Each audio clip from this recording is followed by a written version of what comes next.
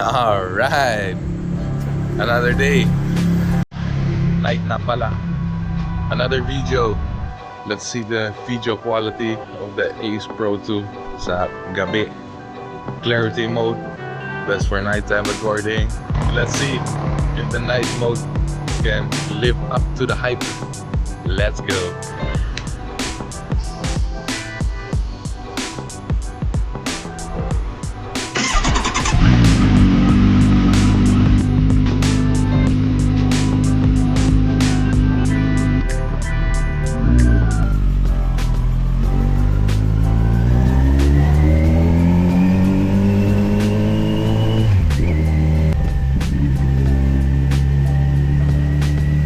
It's actually quite funny, guys. Matagal na kami dito, pero we never tried that restaurant before. Tapos the side ng highway lang. Sarap daw. Let's check it out. Same as last time sa ZX-10R. So para kita mo yung difference kung daytime, nighttime.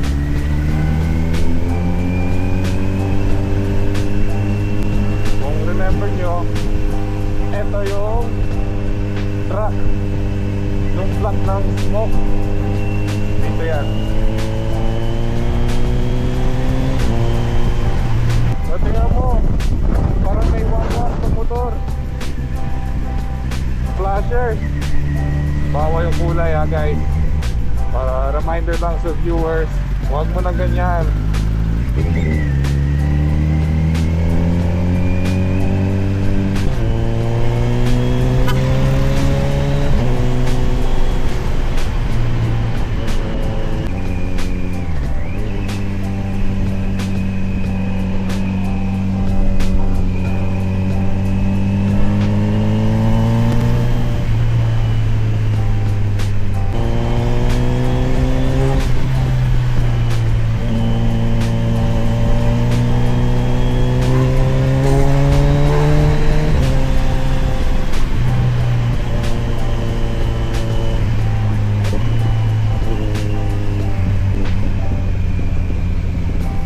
Ito na yung amazing Puerto Galera guys.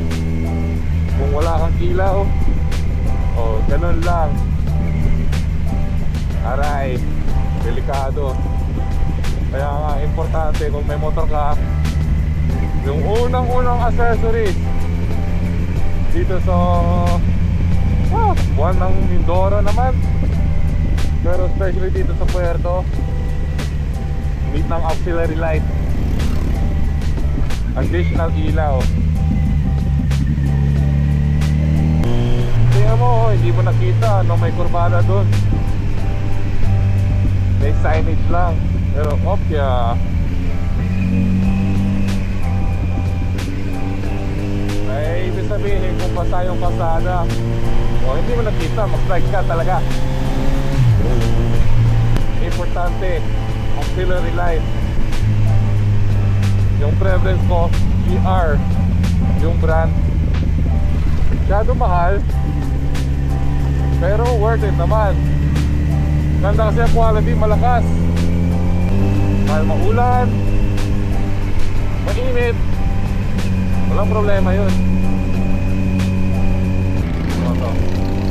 Walang ilaw, walang helmet.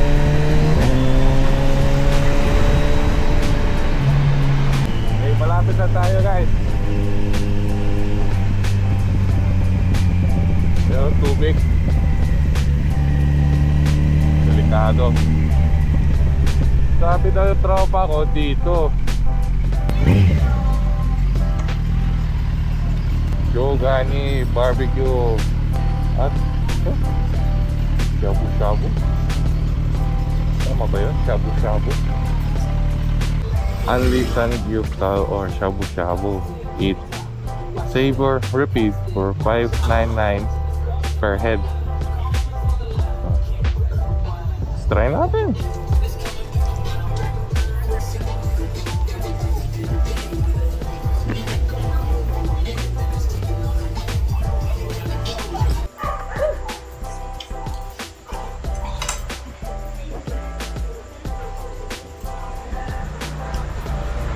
Pasok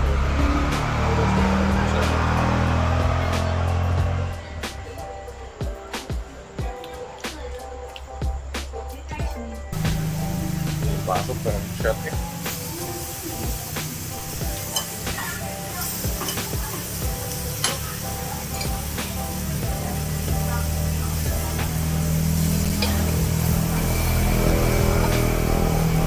Ngayon guys, masarap dito talaga.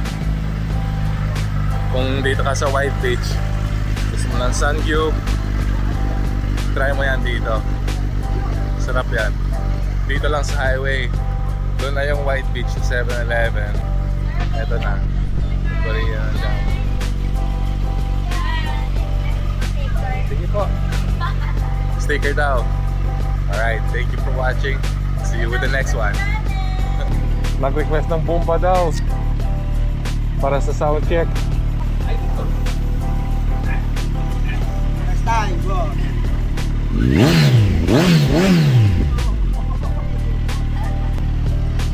Nice. Bye guys, I think he likes it.